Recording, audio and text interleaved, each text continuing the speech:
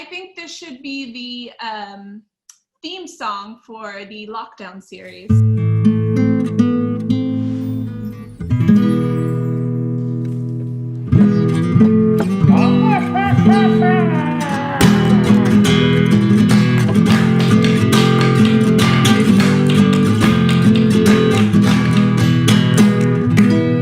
Welcome to the Italian Wine Podcast Lockdown series. Every Monday we'll be connecting with Italian wine people. Join us to find out what they're doing and drinking today. This podcast is brought to you by Colangelo and Partners, the leading fine wine and spirits agency in the US. Visit Colangelo and Partners on www.colangelopr.com. All right. Hello, everybody. Buonasera. Ciao. Welcome to the lockdown series with Italian wine people. I am Michelle Erland, and I'm very excited to be here with our special guest today, Lawrence Cronin. Lawrence, thank you so much for joining us. Hi, cheers. Nice to be here. Cheers. It's nice to meet you. So Lawrence, you are the winemaker at Tenuta di Arceno, is that correct? Yes, correct. Correct. Lie detector test. And where are you located right now? Right now I'm in Castelnuovo Berardenga. So we're in the Chianti Classico region in the southern part, which is Castelnuovo Berardenga. So in the southernmost region, San Guzmán is the closest town to the winery. Oh, okay. So how's everything going where you are? Are you guys still on lockdown, or are things opening up? We're coming out of lockdown now. Restaurants are starting to open this weekend.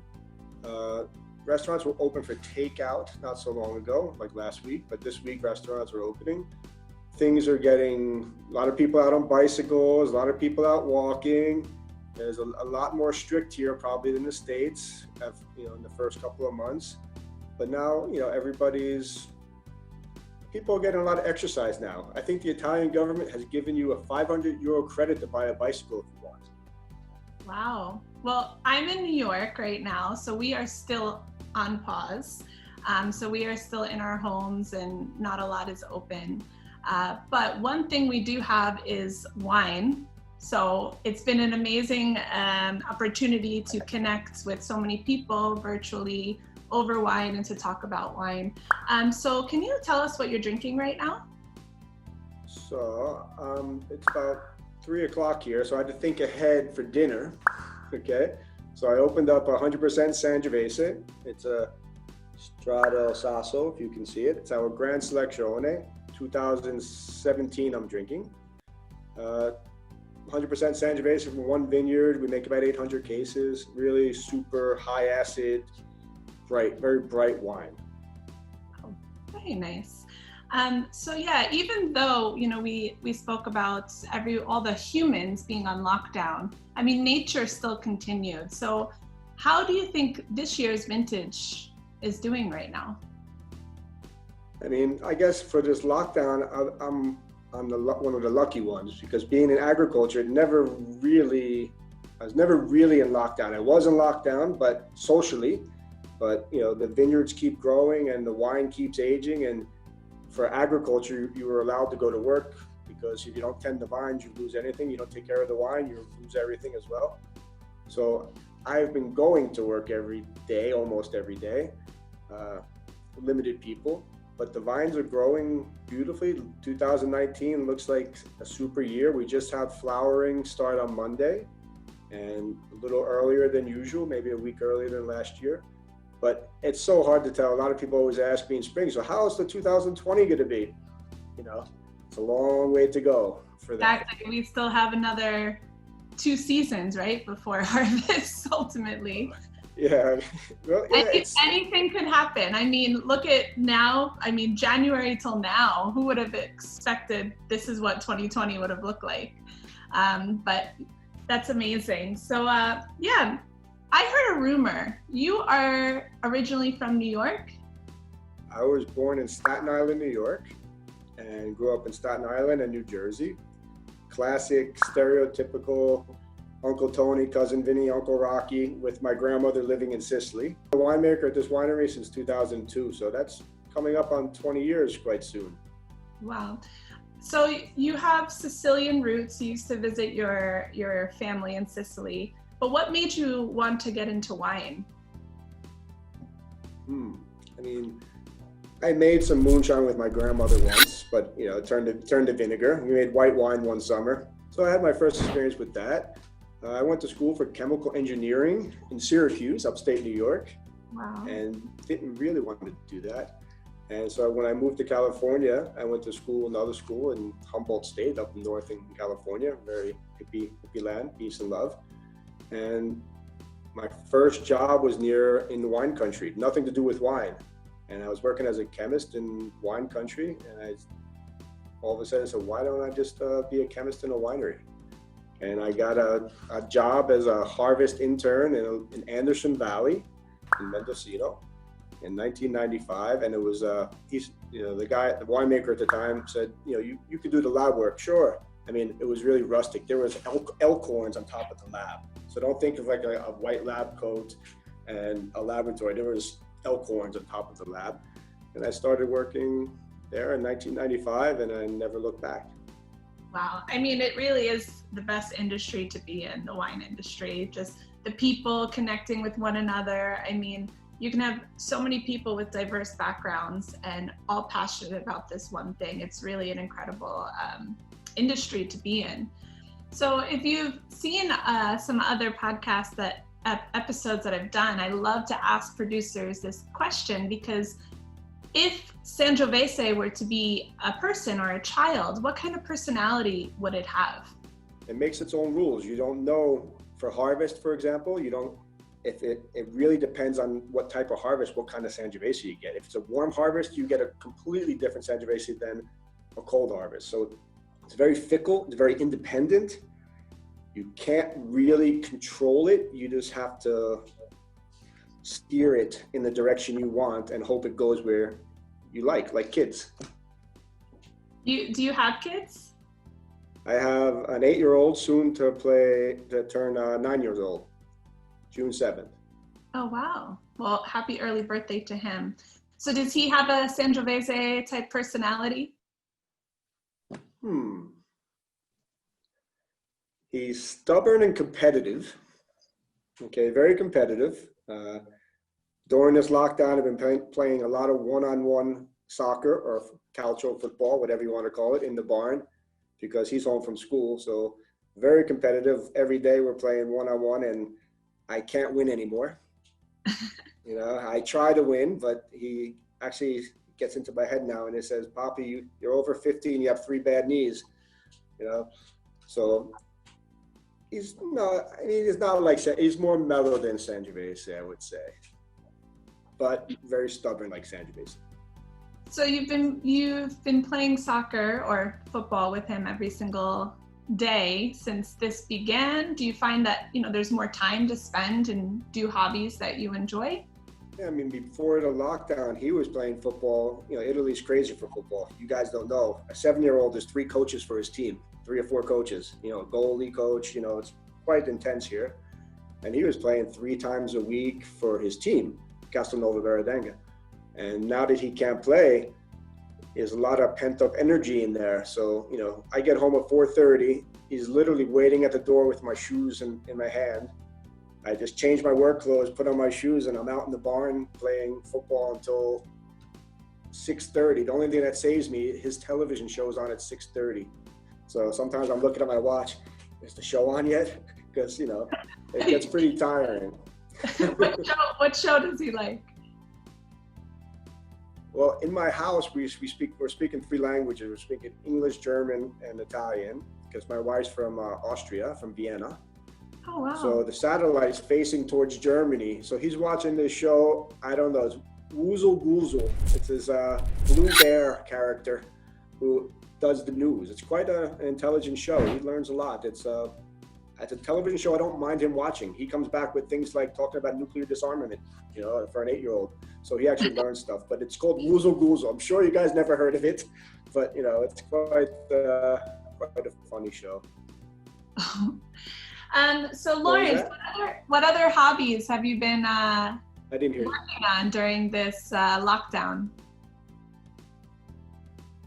No, there's not much time to go after my hobbies because, with the 8-year-old, when I get home, every moment is, willingly, happily, I'm spending with him playing games or playing sports or bike riding or something like that.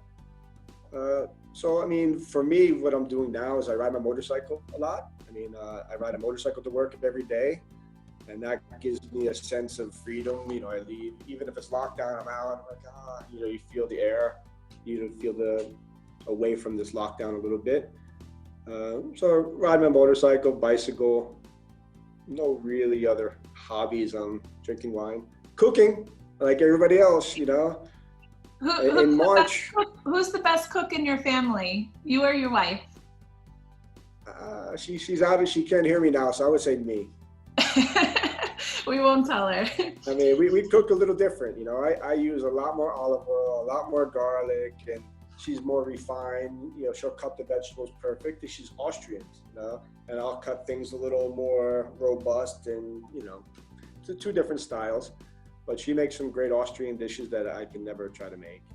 But in March, a lot of looking at recipes and cooking and apple pies and things like that. So you said that restaurants are opening this weekend in your area. Is there a place that you can't wait to go to, or a food you can't wait to have that you haven't had in a while?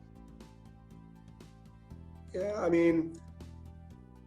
there's a place in town that makes like a chingali wild boar stew, and they put that over pasta. So I'm looking forward to that. Things I can't make. If I can't make it, that's what I want to go to the restaurant for. Exactly. So I actually did hear another rumor, Lawrence. Is it true that you have some skills on the guitar? This is the urban legend that's going around. About a month ago, I did a virtual tasting in my cantina. And while I was doing the tasting, there's just a guitar sitting in the background. So all the people in the company saw this guitar. So now they think, I can play guitar. I have a guitar. I don't know if that means I can play it. I can try. Do you have a guitar with you? But Do you of course, have yes. Well, let's see. We can try. I better take a drink first. Cheers. So I really can't play any songs and things like that. So basically, you said one of my hobbies, maybe I just go and just make up stuff. We'll play anything to I don't play songs, I just make things up. So I'll try to make things up. I'll think about the coronavirus in March, and then I'll think about it now opening up. Okay? There you go.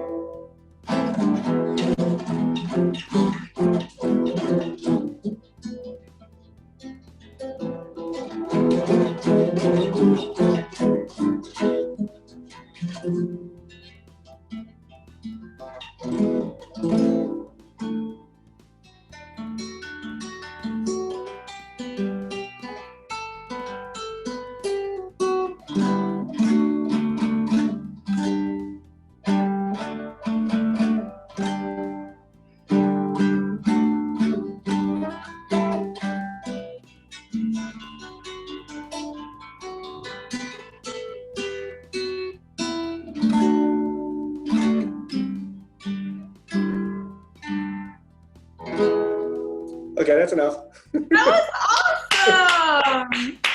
You said you can't play guitar. That was amazing.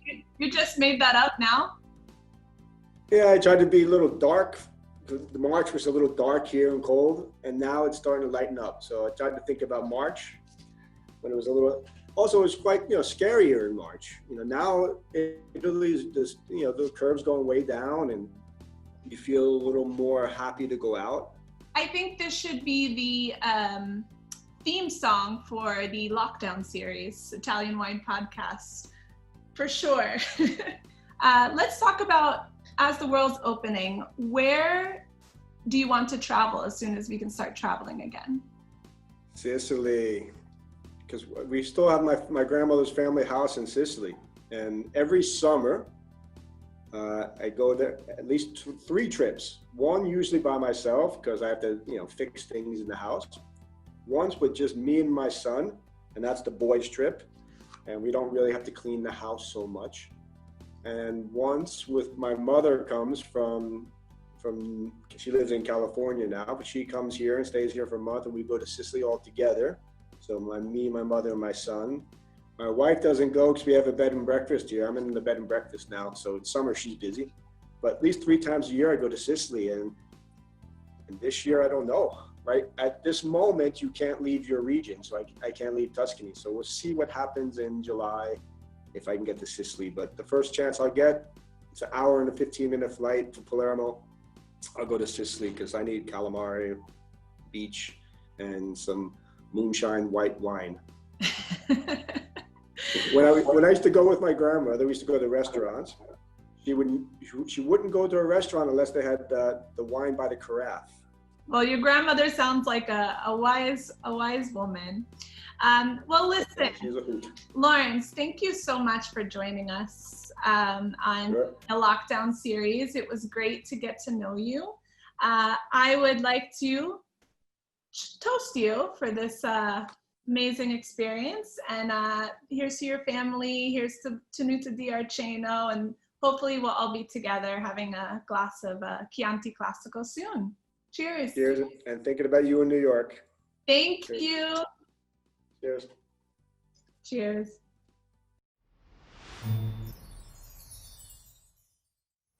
See you next Monday for another virtual wine journey Italian wine podcast lockdown series.